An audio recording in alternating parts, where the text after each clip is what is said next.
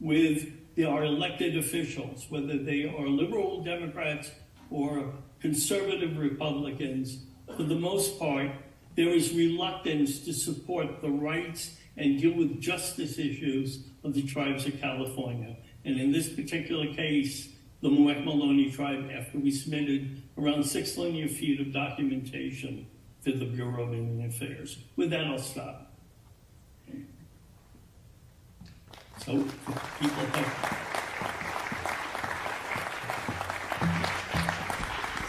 The next question is, with the history of Catholic missionization and colonization, how might Santa Clara University as a Jesuit Catholic institution facilitate reconciliation and reparations? Reclamation Act. I'm not too sure what act that is. I know that... Go ahead.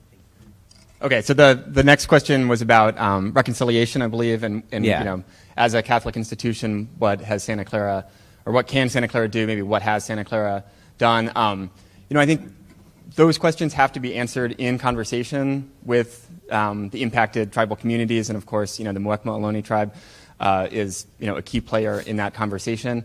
We, in 2018, then president of the university, Father Eng, convened an Ohlone history working group, and this was, you know, just a very first step in this long, what will undoubtedly be a long process. But we, you know, spent a couple, 18 months or so reviewing how we tell the story of Mission Santa Clara and how do we engage with Native history on the campus. And so Chairwoman Charlene Nijma was part of that working group. We had another representative from a different Ohlone community. Andrew Galvin was part of that. There was Santa Clara University faculty and staff. And so we reviewed a number of monuments and markers on campus, and there were some first steps. You know, we removed a plaque to Peter Burnett that was in the Mission Church. And so, you know, my presentation and Alan's presentation, we both talked about Peter Burnett, the first American governor who advocated for genocide against Native people. And so, you know, this was, you know, we do have his family, we learned through this process, has a long-term connection to the campus. You know, he was on that first board of trustees. His son was one of the first graduates. His son and grandson both taught in the law faculty here. But, you know, through that process, we were able to learn more about our own history as an institution and remove that plaque. There are other things moving forward that, you know, right now we're working with the tribe to develop a memorial to those 7,600 ancestors who are buried on our campus, or at least who appear in the death records of Mission Santa Clara. So how can we honor those people? You know, these are kind of first steps. These are low-hanging fruit, you know, removing a plaque, you know, building a memorial. But, you know, those bigger, thornier questions about, you know, what does reconciliation actually look like, you know, has to be done in conversation and in collaboration with the affected communities. And I think, you know, I'm glad that we're starting that, but it's going to be a long process.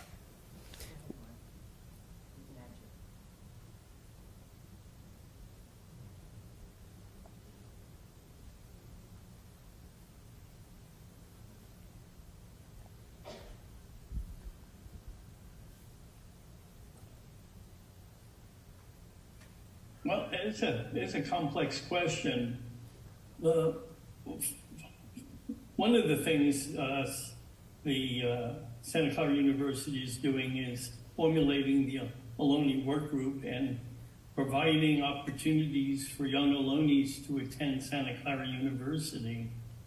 The issue on the missionization, that rather than the tribes pleading for the church to apologize, there really needs to be a much more formal interaction all the way up to the Vatican. Not only apologizing, but doing actions. The only action in California that I know of is in Santa Ynez, when the Catholic Church issued several acres of land to the Shumash, the Santa Ynez Shumash. But we do know that the church has vast holdings of land. That includes Del Retiro, the retirement, which a major ancestral heritage site was located on SCL 354. When the tribe went out there in the, I believe, late 80s, they were chased off by Father St. Clair. And he looked at me and he said, "Oh, a white man." someone I can talk to, and I told him who the Muwekmas were. One of them was a Catholic priest in Moraga, and he says, you don't know what kind of kooks these people can be. So really what needs to be done is surplus land that the church has should be allocated to those landless tribes in California. Because as far as I know, the church did not pay for any of those lands. And I don't mean to be a harsh critic, because the church, on the other hand, served as a bastion of documentation from which we can research out the lineages of those tribes that were missionized into the missions. So, sorry it may be a wimpy response. All right. Our next question is, what can we do to advance the Muwekma efforts for restoration of federal recognition? Yeah, so there's a lot of movement on that question right now. There are Justice for Muwekma student groups at different universities and high schools in the area. I think there will be some materials on that, perhaps in the lobby on this today for this event, and certainly at the powwow tomorrow. So you can look for ways to get involved. If you look at the Muwekma website, there's all sorts of ways to get involved there, petitions and calls to action to contact your local elected representatives to make sure that this issue is front and center for them. Yeah, if you follow on social media, Muwekma Tribe on Twitter, and then, of course, Facebook that I mentioned, and Instagram, it's a good way to stay in touch with the tribe and keep updated on all the events that we have going on. One of the next questions actually was interesting. It's working with the tribe since 1980 and interfacing with the federal government and Bay Area entities and governments. Justice is a fleeting word. Social justice is just fleeting. And environmental justice is fleeting. So Santa Clara University could take a meaningful lead role in formally writing a strong position supporting the tribe's restoration. One thing these Bay Area entities are finally doing is they're reading the tribe's history and heritage and their documentation. This is what our elected officials need to do. And there are two processes that Charlene elucidated upon. One could be a simple administrative reaffirmation that was accorded to the Ione Miwoks in 1994, the Lower Lake Koi, which is a Pomo group, in 2000, along with two Alaskan villages, and the Tejon tribe of the Bakersfield area. So administrative reaffirmation could happen under 25 CFR 1.2, according to the federal courts, which means that the Bureau of Indian Affairs can waive the regulations if it is to benefit the Indians. And then the other one is writing our elected officials to wake up and stop stonewalling the tribe. Thank you, Alan. One of the next questions on this card that has a lot of really good questions is, what did the legal status of a neophyte look like? Were they slaves? But they asked also if the mission, when the mission was closed. Yeah, so the question is about what does neophyte mean in a legal sense or in a practical sense even in the colonial period. So neophyte was a term applied to Native people who were entering the Catholic faith. But it also, so in that sense, it meant somebody that was new to the faith. But it also had a legal meaning, which was really a condition of unfreedom, right? And it meant that you were eternally bound to the mission community, so you weren't allowed to leave without a special permission.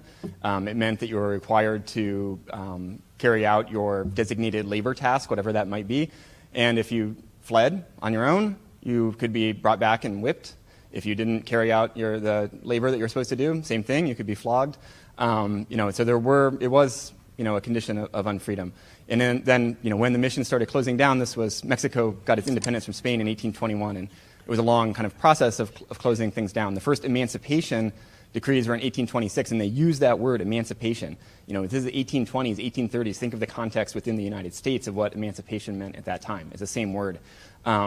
And so, yeah, it was a condition of unfreedom, and I think probably most people involved in it recognize that. Thank you. We're going to move on to the last question. Is he? No, he's not. Okay, good. We're going to move on to the last question. It says, what steps can a practicing Catholic member of the community take toward the acknowledgement, reparation, and support of the Muwekma tribe? Very similar to the other question, but I think in terms of more specific to that demographic. Yeah, I guess I will preface this by saying I'm not a practicing Catholic, so this is pure conjecture on my part. I think we all who are, everyone who is interested in this issue and in seeing justice for the tribe, it's incumbent upon us to make that known to our communities, whether, for me as a professor here, that's, working with my students and my colleagues to talk about, what happened here. It's doing the kind of research as a researcher that I do and working with, my fabulous colleagues here that are here today. But for, those of you in your own lives, maybe it's, if the question is specifically about, as a Catholic, maybe it's, talking to the other people in your parish or in your church about this issue and kind of educating those around you. And, I think it's important to recognize the complexity of the issue, right? I mean, the missions were, flatly disastrous for Native people, but for a lot of, Native folks in California, they are still today Catholic, and so or other, practice other Christian faiths, and so the legacies of the missions are complicated, and I think, as people of faith, we can hold both of those at the same time and try to work forward toward justice.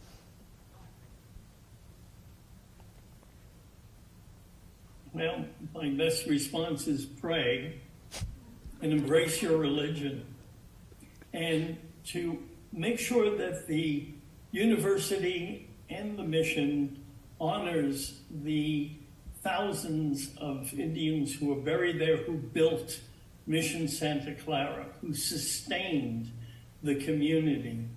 But now Mission Santa Clara is an anchor for many, many different Catholic ethnic groups. And more than just a celebration, it's finding a position of understanding that the Muwekmas had sacrificed basically everything with the advent of colonial systems.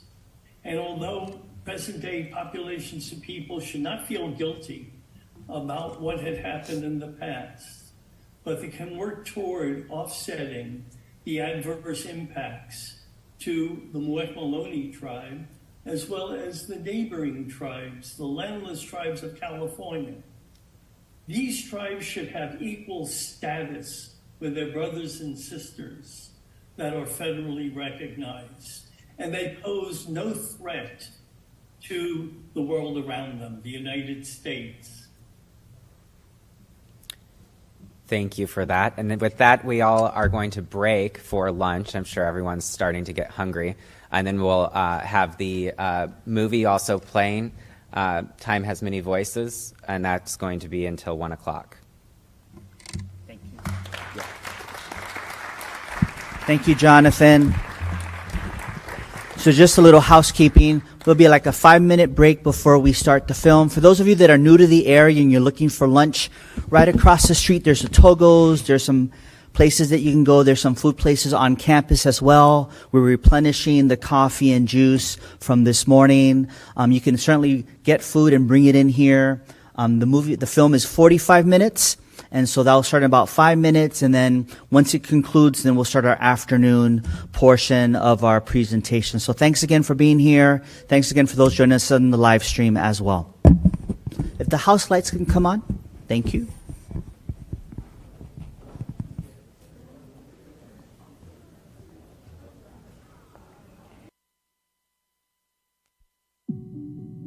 Saywood, I heard you had returned to Santa Tim.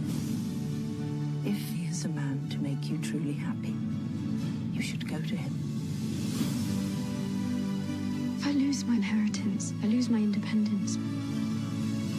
You will find